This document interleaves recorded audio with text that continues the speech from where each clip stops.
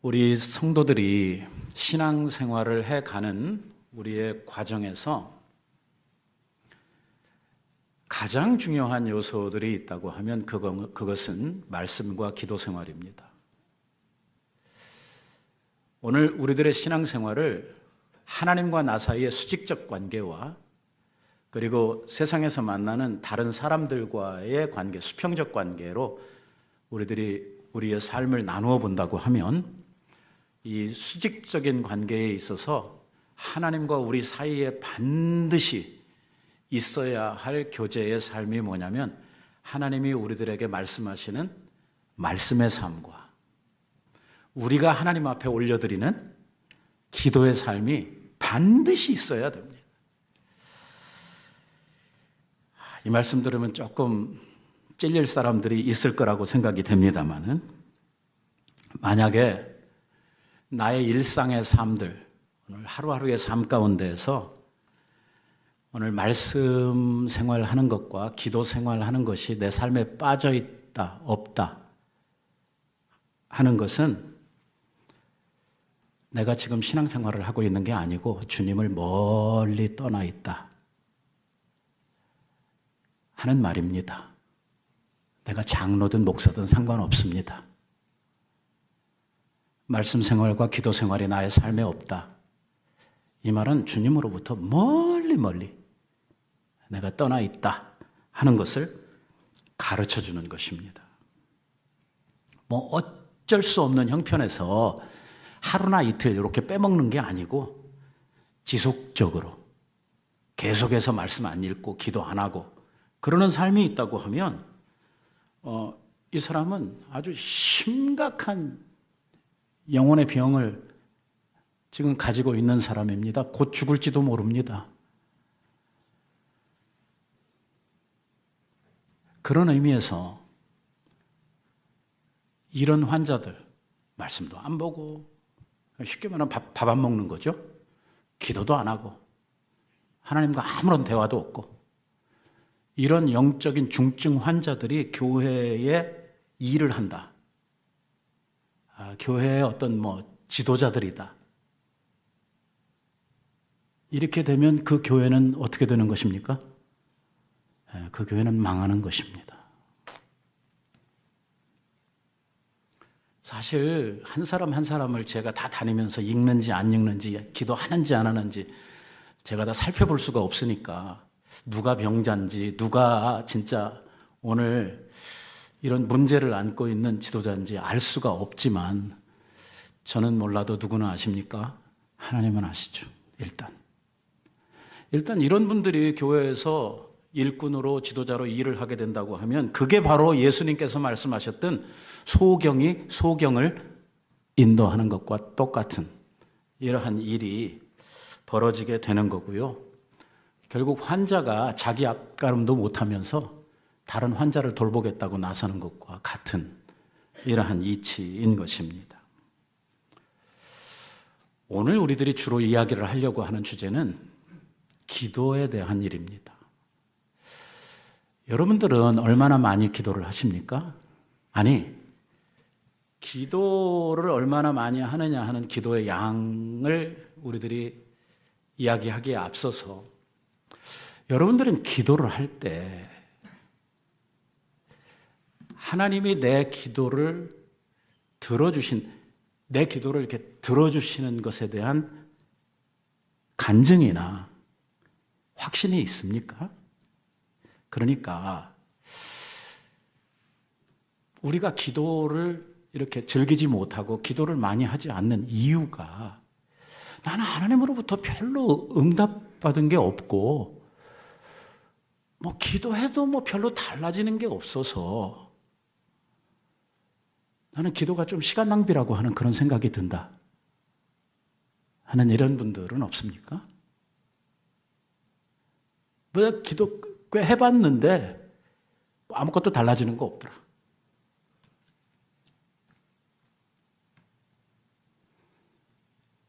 분명한 것은 과거에 한 30-40년 전에는 교회에 기도하는 성도들이 많았는데 근자에는 교회에 기도하는 성도들이 점점 줄어들어 가지고 요즘에는 이제 기도하는 성도들 찾아보기가 어려워졌다고 하는 것입니다. 왜 그럴까? 일단은 별로 하나님 앞에 바라는 게 없습니다. 왜? 넉넉하거든요. 사는데 지장 없습니다. 그러니까 뭐 와서 막 굳이 그렇게 막 뭐 이렇게 달라고 해야 될 거 없죠. 왜? 내가 가지고 있는 것만 가지고도 사는데 큰 지장이 없다고 생각을 하는 것입니다. 기도라고 하는 것은 내가 뭔가 부족하고 뭔가 필요한데 없을 때 하나님 앞에 달라고 하도록 되어 있는 거거든요. 기도는 구하는 거 아니겠습니까? 언제 구하겠다고 하는 생각이 듭니까? 내게 뭔가 필요한 게 있는데 없을 때 구하게 되는 것이죠. 그러니까 기도하지 않는다고 하는 말은 무슨 소리냐면 나는 별로 필요한 거 없다 하는 말이고, 이 말을 뒤집으면 뭐냐면 나는 다 가지고 있다. 나는 사는데 넉넉하다. 하나님의 도움 없이도 나는 얼마든지 살아갈 수 있다.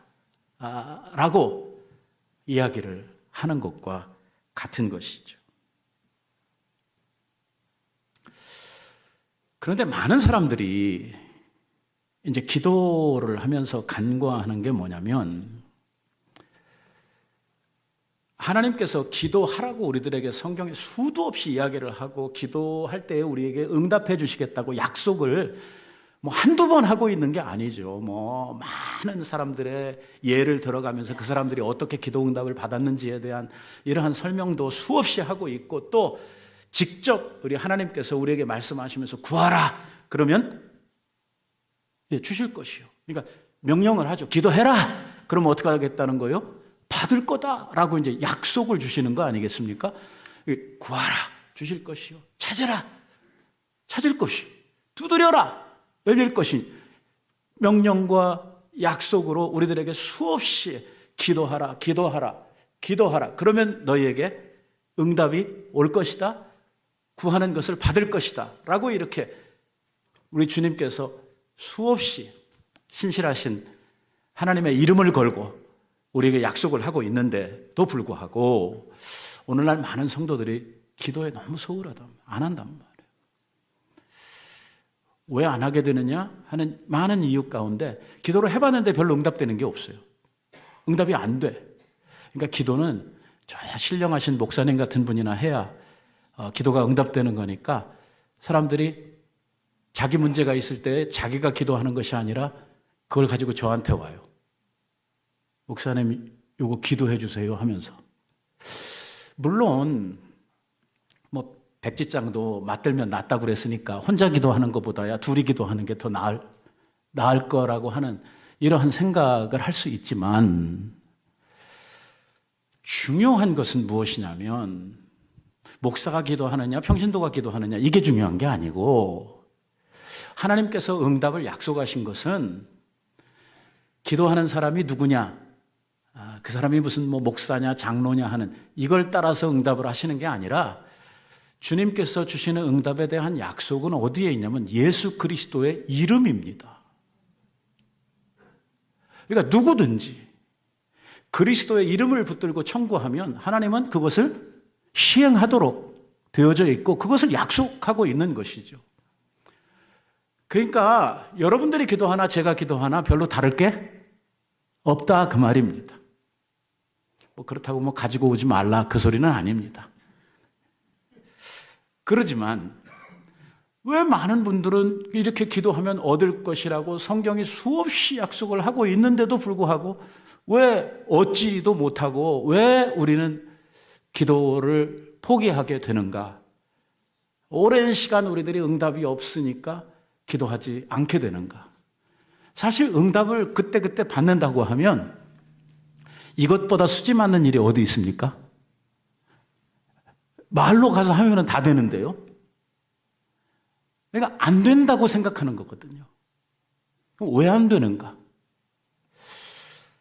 기도에 있어서 하나님이 들어주겠다, 응답하겠다라고 수없이 약속을 하고 기도해라 이렇게 하시지만 거기에 두 가지 중요한 조건을 달아놨어요.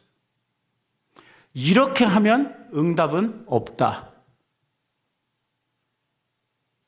심각한 조건을 달아놓으셨어요. 그러니까 이렇게 하면 안 되는 거예요. 그러니까 그렇게 하면서 안 된다 하는 건 바보 같은 생각이죠. 왜? 시작하기 전부터 하나님께서 말씀하셨거든요. 이렇게 하면 안 된다. 그 첫 번째가 뭐냐면 죄를 품고 기도하면 응답은 없다. 이거예요. 그러니까 우리가 기도하기 전에 제일 먼저 해결해야 될 문제는 죄의 문제예요. 죄 문제가 해결이 안 되면 그 다음에는 하나님 앞에 기도해봐야 아무 쓸데없이 그 뒤에 얼마나 많은 이야기를 하든 얼마나 오래 기도하든 상관없이 죄를 품고 있으면 기도는 말짱 소용이 없다는 것입니다. 첫 번째 조건. 그래서 우리들이 기도를 할 때마다 하나님 앞에 먼저 자백하고 회개의 자리에 나아가는 이게 이제 중요한 거예요. 기도를 할 때면 항상 먼저 내 죄 문제를 해결하는 것이 가장 급선무입니다. 자, 그게 해결이 됐다고 하면 두 번째 조건이 뭐냐면 욕심으로 구하지 말라는 것입니다. 이기심에 의한 기도는 하나님이 듣지 않으시겠다는 거예요. 자, 여기에 이제 많은 분들이 걸리는 겁니다. 많은 분들이 기도를 할 때 그 기도의 내용을 가만히 살펴보면 다분히 이기적이고 다분히 욕심에 의한 기도를 많이 합니다. 여러분들은 기도하기 위해서 입을 열면 누구 기도를 주로 많이 합니까? 내 기도를 많이 하는 거죠. 나한테 관련된 거. 나한테 지금 시급하게 있어야 되는 거.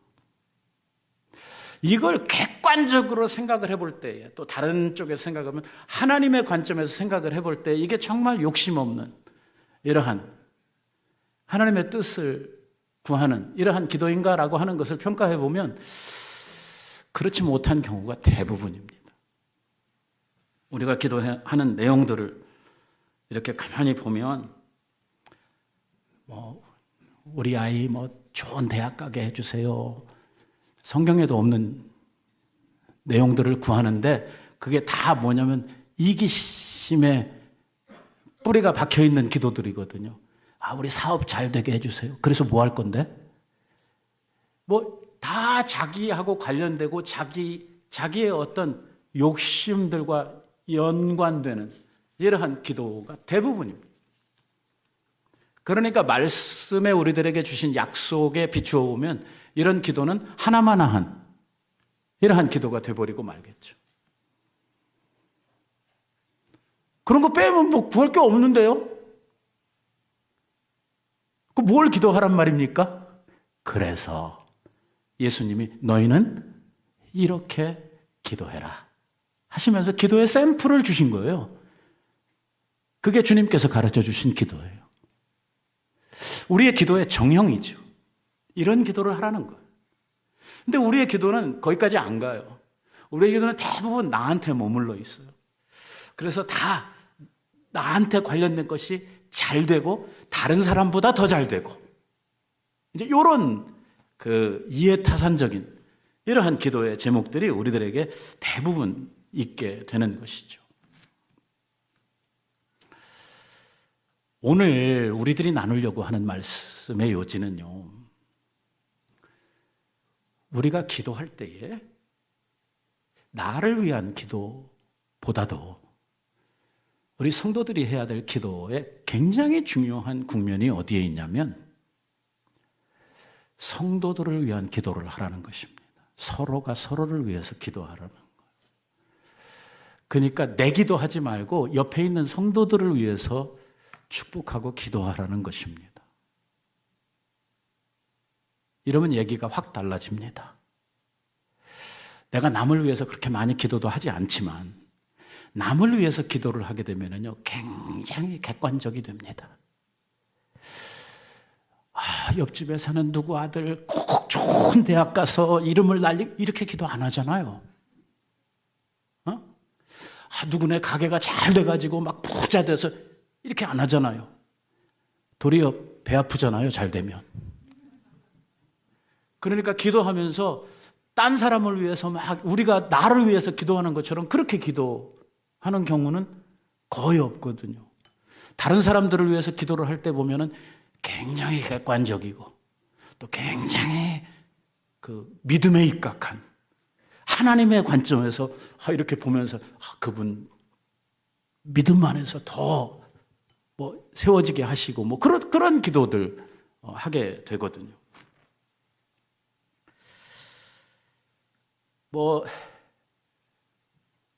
믿음 생활 더 잘하게 해달라, 시험에 들지 않게 해달라, 교회에 더 충성하게 해달라, 남들을 위해서 기도할 때 그렇다 이거예요. 그러니까 우리가 이런 쪽에서 생각을 해보면 나를 위해서 내가 기도할 때보다 다른 사람들을 위해서 우리가 기도할 때 훨씬 더 객관적이고 훨씬 더 신앙적이고 훨씬 더 하나님의 마음에 합한 이러한 기도를 드리게 돼 있단 말이에요. 그러니까 나를 위해서 욕심이나 이기적인 생각을 가지고 드리는 기도보다 남들을 향해서 객관적이고 상당히 신앙적인 이러한 기도를 드릴 때 어떤 쪽의 기도가 더 응답될 확률이 크겠습니까? 다른 사람들을 위해서 기도할 때 우리가 훨씬 더 내 기도를 내가 하는 것보다 더 큰 이러한 응답의 기회가 있을 거라고 하는 생각이 드는 것이죠. 오늘 우리가 읽은 그 짧은 성경 말씀에 보면 사도 바울이 에베소 교회 기도하러 이제 자리에 앉아서 에베소 교회 교인들을 생각하면 그 교인들을 생각할 때마다 하나님 앞에 기도하는 게 있다는 거예요. 그 기도의 내용을 지금 우리들에게 소개를 하고 있는 것입니다. 우리가 읽었던 말씀의 첫 절에 보면 이렇게 소개를 하고 있습니다. 이로 인하여 주 예수 안에서 너희의 믿음과 모든 성도를 향한 사랑을 나도 듣고 너희로 인하여 내가 하나님 앞에 감사하기를 마지 아니하고. 자, 일단 에베소 교회 교인들을 떠올리고 그들을 위해서 기도하려고 눈을 감으면 바울의 머릿속에 연상되고 바울의 마음속에 밀려오는 생각이 뭐냐면 에베소 교회 교인들이 가지고 있는 그들의 믿음과 그들이 보여주고 있는 사랑입니다. 이게 그냥 성경을 쭉 읽어가면 아무 감동이 없겠지만 한번 여러분들이 연상을 해보세요. 우리 교회 지금 교인들이 상당한데 누구를 이렇게 생각하면 그분의 믿음이 얼마나 좋은지 내가 하나님 앞에 막 감사드려야 돼. 왜? 그런 형제가 우리 교회에 이렇게 함께 신앙생활하고 있다고 하는 것이 얼마나 나한테 정말 자랑스럽고 그것이 얼마나 나한테 귀하고 내 신앙이 얼마나 진보가 되는지 어떤 분의 그 믿음이 너무 정말 귀하고 감사해서 하나님 앞에 기도하려고 교회를 위한 기도를 하려고 엎드릴 때마다 막 마음에 감사가 막 밀려오는 거예요. 누구의 믿음 때문에. 또 어떤 성도를 생각하면 막 그 성도가 보여주고 있는 그 그리스도의 그 끝없는 사랑들, 나는 할 수 없는데 그분들이 그렇게 베풀어주는 이러한 사랑들을 생각하면 이게 뭐 하나님 앞에 감사를 안 하면 안 되는 이러한 마음들이 막 밀려오는 거예요. 여러분들은 그런 사람들을 여러분들의 기도 속에서 찾고 있습니까? 우리 교회 안에 그런 분들이 계십니까? 예, 계실 줄 압니다. 우리가 잘 몰라서 그렇지 분명 계실 것입니다. 근데 바울은 에베소 교회를 생각하고 기도하려고 떡 엎드리면 바로 이 생각이 나는 거예요. 그러니까 에베소 교회 교인들이 어쨌다는 거예요. 그들이 그들의 믿음 생활을 하고 사랑을 실천하는 데 있어서 탁월했다는 것이에요. 바울이 하나님 앞에 감사하지 않을 수 없을 만큼 그들은 탁월한 믿음과 사랑을 가지고 있었다는 것입니다. 대개 기도라고 하는 것은 아까도 이야기를 했다시피 필요한 것을 달라고 하는 것이 이제 기도의 원형인데 바울이 지금 에베소 교회를 위해서 뭔가 지금 구하려고 그래요. 그들에게 없는 것들, 그들이 필요한 것들을 지금 하나님 앞에 대신 구해주는 거 아닙니까? 그러니까 나를 위한 기도보다 다른 성도들을 위한 기도를 할 때 그 기도가 훨씬 더 파급력이 있고 응답받을 수 있는 찬스가 많다고 하는 것을 우리들이 좀 생각을 하고 왔는데 사도의 입장에서 이 에베소 교회에 대해서 잘 알고 있고 이 교회를 왜냐하면 3년 동안이나 그 교회에 있으면서 교인들을 관찰을 하고 그들과 함께 목회를 해왔기 때문에 바울만큼 에베소 교회를 잘하는 사람도 없을 것이라고 우리가 판단이 되거든요. 이러한 상황에서 교인들을 위해서 지금 대신 하나님 앞에 간구해 주려고 기도를 하는데, 그러면 그들에게 뭔가 없는 것, 그들에게 뭔가 약점인 것, 그들에게 뭔가 이렇게 필요하다고 생각이 되는 부족함을 먼저 들어서 이야기하는 게 아니라 하나님 앞에 기도하면서 뭘 먼저 이야기해요? 그들이 가지고 있는 장점, 에베소 교회가 가지고 있는 자랑거리들, 에베소 교회 교인들이 잘하고 있는 것들, 이러한 것들을 가지고 먼저 하나님 앞에 감사하고 그들이 하나님 앞에 보여주고 있는 이러한 믿음의 퍼포먼스에 대해서 이 교인들이 이렇게 하나님 앞에 충성하고 이 교인들이 하나님 앞에 이런 교인이 되게 하심을 감사합니다 하면서 하나님 앞에 먼저 감사의 기도를 드리고 있는 거예요. 그리고 나서 에베소 교회 교인들에게 필요한 것, 지금 그들에게 없는 것, 부족한 것, 어떻게 보면 에베소 교회의 교인들에게 있는 약점, 이것을 하나님 앞에 구하며 그들이 더 온전해지고 그들이 더 보완되기를 바라서 하나님 앞에 기도하는 본론으로 들어갑니다. 에베소 교회 교인들이 대부분 돈이 없고 가난하니 하나님 이 교인들 복 주셔서 좀 부자로 살게 해주세요. 왜냐하면 우리들이 구하는 기도의 대부분들은 물질적인 것을 먼저 기도할 때가 참 많거든요. 그런데 우리는요, 이 에베소 교회를 향한 사도 바울의 기도를요, 앞으로 이제 한 3주간에 걸쳐서 말씀을 생각을 할 거예요. 왜? 너무 중요한 내용이거든요. 우리가 해야 될 일이고 우리가 뭘 기도해야 될지에 대한 것을 잘 가르쳐주고 있는 이러한 내용이기 때문에 너무 중요해서 우리들이 기도 제목 하나하나를 한 주일마다 우리들이 커버하려고 지금 생각을 하고 있어요. 오늘 바울이 드렸던 에베소 교회를 향한 기도의 제목은요, 3가지예요. 오늘은 그 첫 번째 기도의 제목을 저희들이 나누려고 하는 거예요. 그 첫 번째가 17절 말씀, 우리가 읽었던 마지막 절 말씀, 아까 3절을 읽었잖아요. 그 말씀의 마지막 절에 그 기도의 내용이 나와요. 자, 우리 앞에 보고 한번 다시 우리 다 같이 한번 읽어볼까요? 우리 주 예수 그리스도의 하나님, 영광의 아버지께서 지혜와 계시의 정신을 너희에게 주사 하나님을 알게 하시고. 이게 무슨 기도예요? 바울이 에베소 교회 교인들을 위하여 기도했던 기도의 제목은 뭐냐면 에베소 교회 교인들로 하여금 하나님을 더 깊이 알게 해달라, 이 기도였어요. 내용이 좀 다르죠, 우리하고. 이게 지금 우리가 기도해야 되는 기도의 어떤 원형, 우리가 어떤 기도를 드려야 되는지, 우리가 하나님이 바라시는 하나님의 뜻에 합한, 오늘 교회를 위하여 성도들을 위하여 기도할 때 우리가 어떤 기도를 드리는 것이 이게 바른 기도인지를 우리들에게 가르쳐 주시고 있는 아주 중요한 내용이에요. 이제 3가지 기도 제목을 가지고 기도를 할 텐데, 그 첫 번째가 뭐냐면 이 에베소 교회의 교인들, 이 성도들에게 하나님을 더 깊이 알게 해달라, 이 기도를 드렸어요. 뭘 달라고 그랬어요? 지혜와 계시의 정신을 주셔서 저들로 하여금 하나님을 더 깊이 알아갈 수 있도록 하나님을 알게 해달라라고 지금 기도를 하고 있는 것입니다.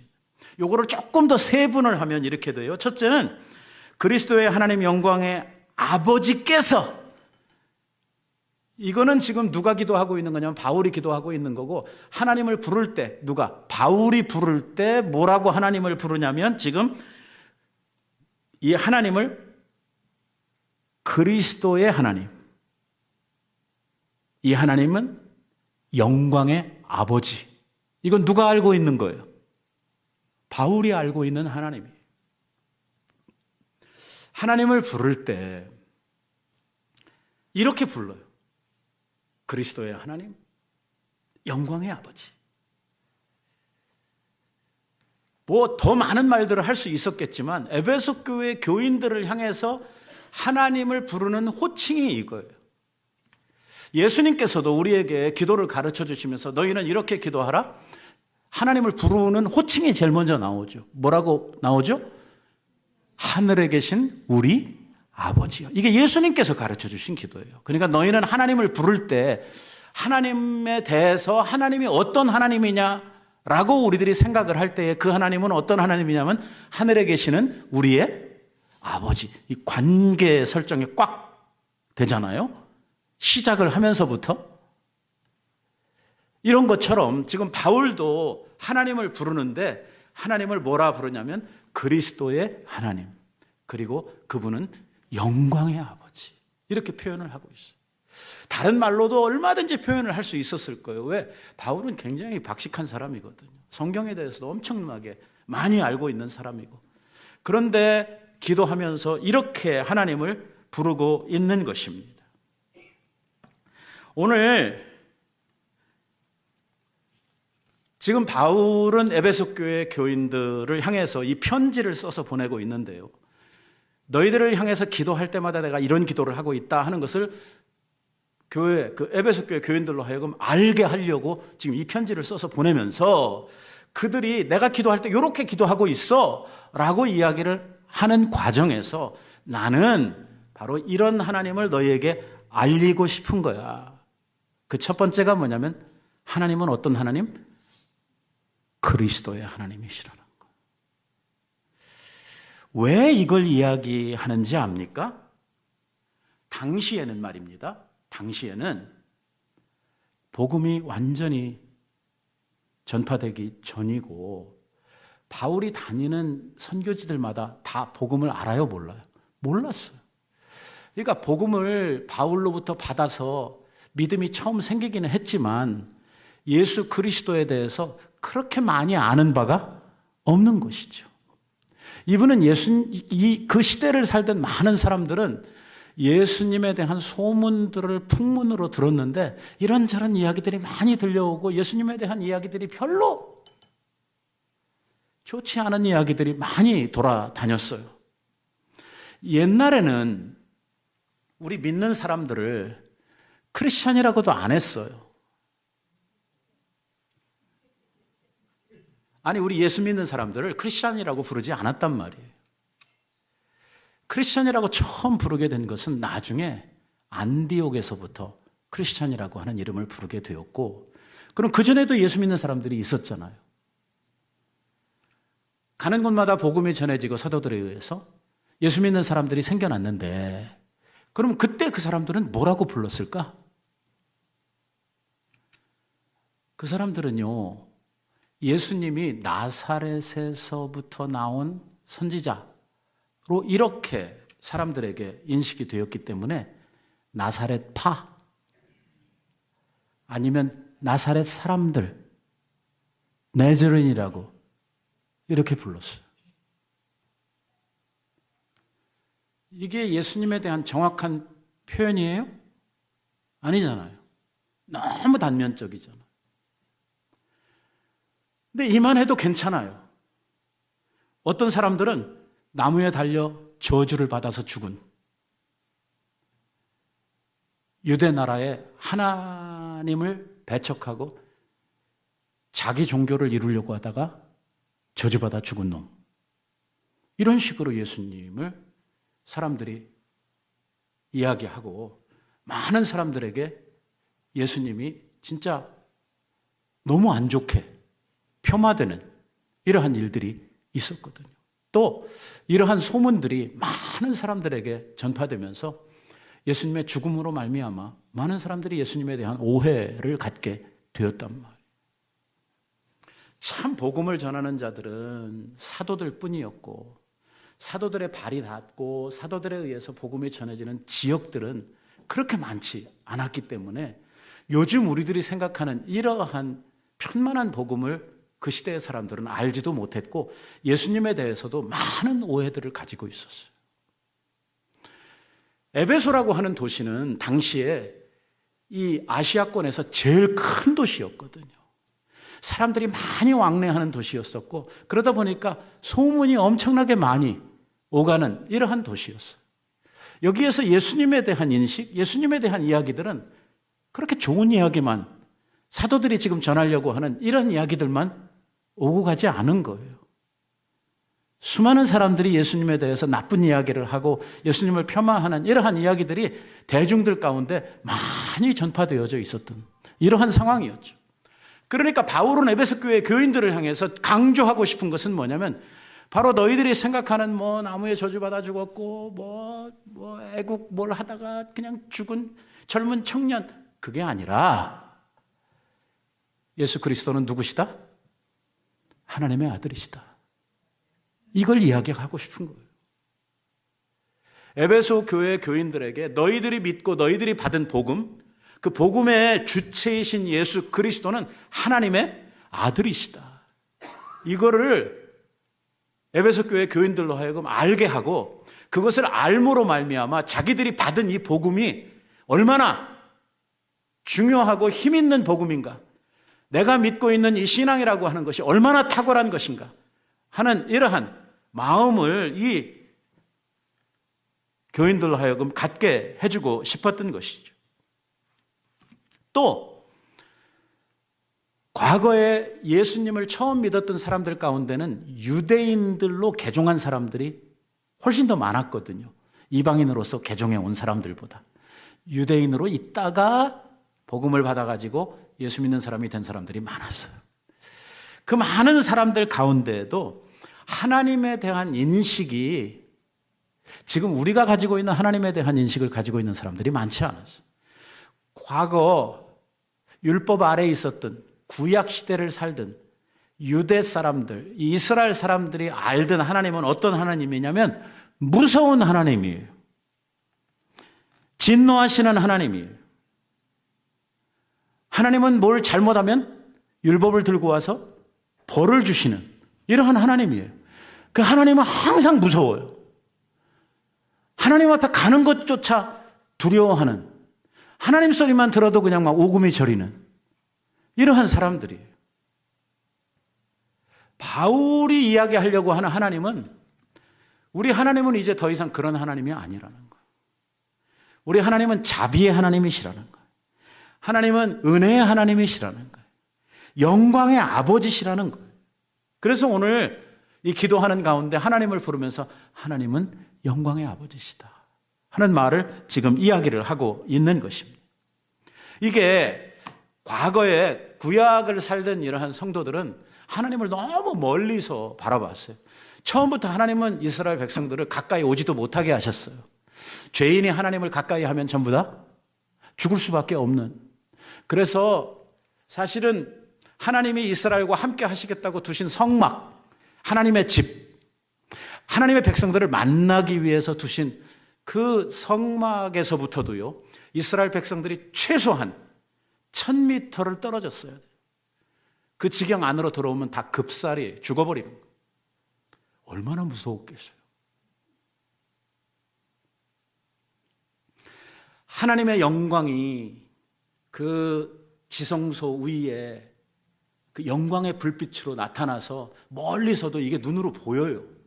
보이는데 하나님 앞에 가까이 갈 수가 없어요. 그리고 이스라엘 백성들이 구약시대를 살면서 한 번도 하나님을 아버지라 부른 적이 없어요. 이 유대 백성, 이 이스라엘 백성들과 하나님의 관계는 뭐냐면 주종 관계예요. 하나님은 주인이시고 이스라엘 백성들은 종놈들이에요. 그러니까 하나님 앞에 가서 하나님을 부를 때 뭐라고 불렀냐면 주인님 이렇게 불렀어요. 예수 그리스도를 통해서 우리들에게 주어진 새 이름이 뭐냐면 아버지예요. 그래서 예수님께서 기도할 때 너희는 하나님을 부를 때 하늘에 계신 우리 아버지라고 불러라. 획기적인 거. 이거 말도 안 되는 거죠. 어떻게 하나님이 내 아버지가 될 수 있어요? 우리는 종들인데 주인님을 부르면서 아버지라 불러요? 이건 뭐 상상도 할 수 없는 아주 파격적인 이러한 이름이죠. 그러니까 구약시대를 살던 이 이스라엘, 유다 백성들은요, 하나님을 멀리서만 관찰했어요. 여러분, 우리가 이 달을 바라볼 때 멀리서 보는 달하고 망원경을 가지고 보는 달하고 직접 우주선을 타고 가서 달에 내려가지고 보는 달하고 같아요, 달라요? 다르죠. 너무 멀리서 보니까 저 달이 뭐 토끼하고 거북이가 있어가지고 서로 방아 찍고 뭐 이런 이야기가 나오는 거예요. 실제로 가보니까 어때요? 토끼도 없고 거북이도 없어요. 그러니까 말도 안 되는 이야기들을 스스로 만들어서 하나님을 이해하려고 노력을 한 거죠. 하나님이 그들에게 자신을 보여주시기를 딱 그만큼만 보여주신 거예요. 계시라고 하는 말이 뭐냐면 연극을 해요, 앞에. 근데 앞에 이렇게 커튼을 둘러가지고 안에를 보여주질 않아요. 이제 연극 시작하기 전에 이렇게는 궁금증을 만듭니다. 제목도 나왔고 스토리도 대충 아는데 이게 실제로 그 안에가 어떻게 생겼는지 알 수가 없어요. 그러다가 시간이 딱 되면 커튼을 쫙 열어가지고 안에 배경이 먼저 탁 나오고 이제 배우들이 나와가지고 실제 연기를 시작을 해서 그 실체를 확인하게 됩니다. 이 계시라고 하는 말의 뜻이 뭐냐면 커튼을 열어서 보여준다고 하는 뜻이에요. 그래서 오늘 바울이 뭐라고 그러냐면 계시의 정신을 달라 이렇게 말하는 거예요. 감추어 두셨든 막아 두셨든 꽁꽁 싸매 두셨던 것을 열어서 우리들에게 그 실체를 보여달라 하는 뜻이 계시의 정신을 우리에게 주신다. 누가 주시느냐? 성령께서 주시는. 이 기도를 보세요. 바울이 소개하려고 하는 하나님은 영광의 하나님이에요. 그 영광을 옛날 이스라엘 백성들은 멀리서 구름 속에 계시는 하나님의 영광만 볼 수 있었어요. 하지만 이제는 그리스도 안에서 이게 가까워진 거예요. 하나님이 멀리 계시는 것이 아니라 이제는 손으로 만질 수 있고 주님과 동행할 수 있고 함께 살면서 임재하시는 하나님을 경험하는 거예요. 이 하나님의 영광은 옛날 멀리서 바라보던 그런 영광하고는 질이 달라요. 가까이에서 하나님의 영광을 체험한 사람이 하나 있어요. 모세예요, 모세. 모세가 시내산에 올라가서 하나님을 직접 뵙죠. 십계명을 받을 때 말이에요. 40일 동안 하나님을 만나고 왔어요.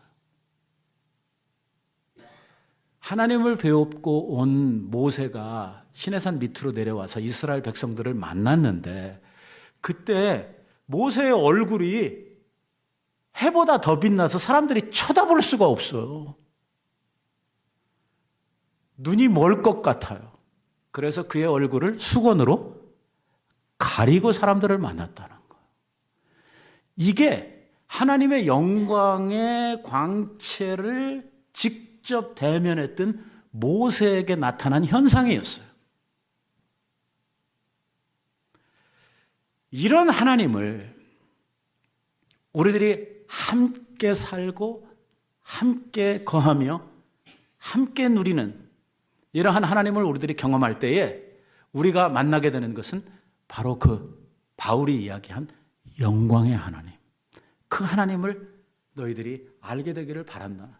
그러면 이 말을 기초해서 보면 바울은 영광의 하나님을 안다는 거예요, 모른다는 거예요?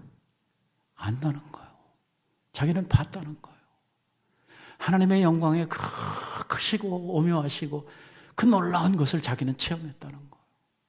그리고 너희도 그런 하나님을 알게 되기를 바란다는 거예요. 하나님을 알아야 된다는 거예요. 중요한 건. 오늘 우리가 이 말씀을 대하면서 가장 중요한 것은 뭐냐면 저나 여러분이나 하나님을 더 깊이 알아야 한다는 거예요. 면장도 알아야 하는 거예요. 모르면 하나님을 모르니까 뭐가 안 돼요? 신앙생활이 안 되는 거예요. 하나님을 모르니까. 하나님을 알아야 된다는 거예요. 더 깊이 알아야 되고 더 많이 알아야 되고 더 가까이 가서 봐야 되는 거예요. 옛날에는 멀리 계셨던 하나님이시지만 이제는 멀리 계시는 하나님이 아니에요. 우리와 내주하시는 하나님이에요. 오늘 당신을 우리에게 계시하시기 위해서 당신의 보혜사를 우리들에게 보내주시고 그 성령을 통해서 우리에게 계시된 말씀들 그리고 수많은 방법들을 통해서 당신을 우리 안에 각인시키시고 우리들로 하여금 알게 하시는 일을 누가 하고 있냐면 오늘 하나님께서 우리 안에 하고 계시다는 거예요. 그래서 바울은 뭐라고 이야기하냐면 너희가 이 하나님을 알아야 된다는 거예요. 하나님을 알수록 우리들에게 하나님에 대한 이 지식이 오늘 우리의 믿음을 더욱더 든든하게 만들어주고 하나님을 아니까 우리들이 바로 섬길 수가 있게 되는 것이죠. 모르면 못하잖아요. 사실 세상의 이치를 가만히 보면요, 알면 별거 아니에요. 이게 모르니까 깜깜이지, 알면 그 이치를 알고 이렇게 알게 되면 이거 별거 아니었구나 이렇게 되는 것이거든요. 하나님을 알아가는 지식, 하나님에 대한 우리가 알아가는 이 정도가 점점 우리들 속에서 키워져 가고 더 많아져 가고 깊어져 갈 때에 우리의 생활, 우리의 신앙생활도 그만큼 깊어지게 되고 우리의 믿음도 그만큼 성숙해져 가는 거예요. 우리의 과제는 뭐냐? 하나님을 아는 거예요. 하나님을 더 많이, 더 깊이 알아가는 것이죠. 그래야 우리의 신앙생활이 제대로 될 수가 있기 때문입니다. 하나님께서 우리들에게 주신 선물이 바로 그거라는 거예요. 오늘 그걸 위해서 바울이 기도하고 있어요. 여러분, 하나님은요, 세상 학문이 하나님에 대해서 가르치지 않아요.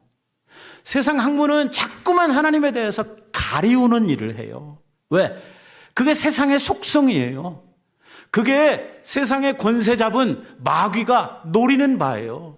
하나님에 대해서 자꾸 가리워요. 하나님에 대해서 자꾸 이상한 잘못된 것을 자꾸 이야기하죠. 그래서 하나님으로부터 더 멀어지도록, 하나님에 대해서 더 깜깜해지도록 이렇게 만드는 거예요. 이게 세상 학문이에요.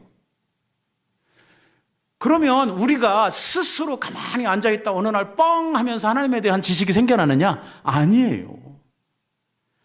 우리가 하나님을 알아야 되는데 하나님을 알 수 있는 지식, 하나님을 알 수 있는 지혜, 이게 어디로부터 오냐면 하나님이 우리들에게 주시는 선물을 통해서 된다는 거예요. 그 선물은 뭐냐? 하나님이 우리에게 지혜, 하나님의 지혜, 세상의 지혜가 아니고, 그리고 하나님이 주시는 계시의 정신, 아까 계시 뭐라고 그랬어요? 열어서 보여주시는 거 아니에요. 요 계시의 정신을 우리들에게 주셔서 그동안 막혀있던, 보지 못하던 이거를 하나님이 열어서 보여주시는 거예요. 그동안 내 눈에 안 보이던 것들이 보이는 거예요. 성경 말씀을 볼 때 깨닫지 못하던 것들이 깨달아지는 거예요. 성령께서 우리 안에서 그 역사를 하시는 거예요. 그래서 옛날에는 믿어지지 않았던 것이 믿어지는 거예요.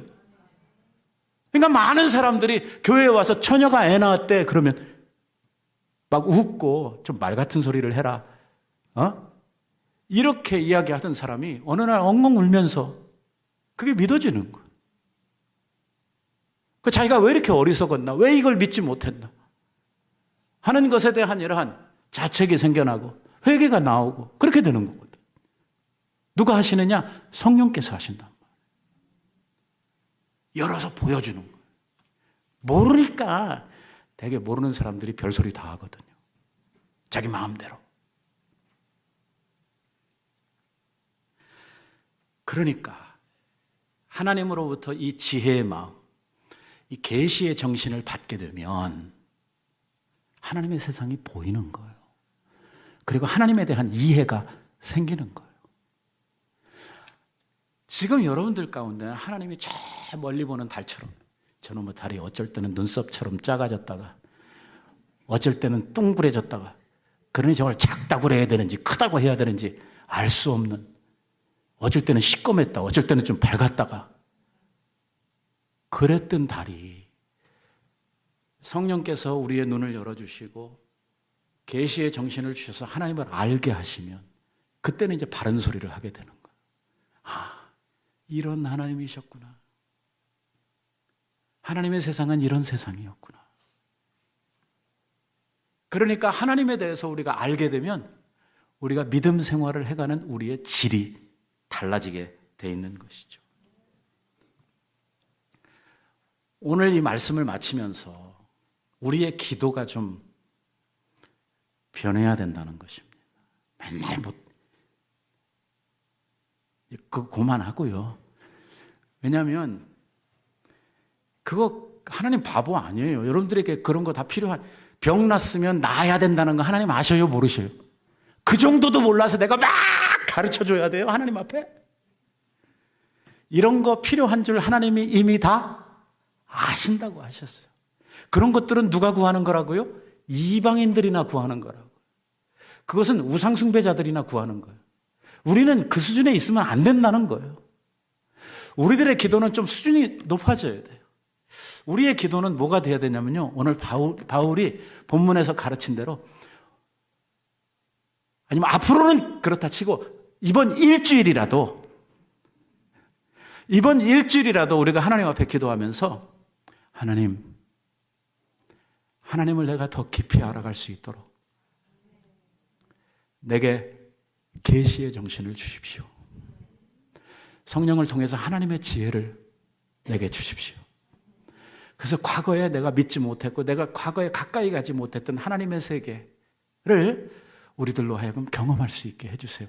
이게 조금만 경험이 되고 이것에 대한 자신감이 붙으면요, 하나님의 세계에 대한 궁금증이 더 우리들 안에 피어 올라가지고 하나님 앞에 더 많이 더 가까이 가고 싶은 이러한 열망이 우리들 속에서 차고 넘치게 되거든요. 하나님을 더 많이 알게 해주세요. 이번 일주일 동안 우리 기도가 되기를 바랍니다. 하나님을 더 깊이 알므로 말미암아 여러분들의 믿음 생활이 더욱더 굳어지게 되기를 우리 예수님의 이름으로 축원드립니다. 기도하십시다.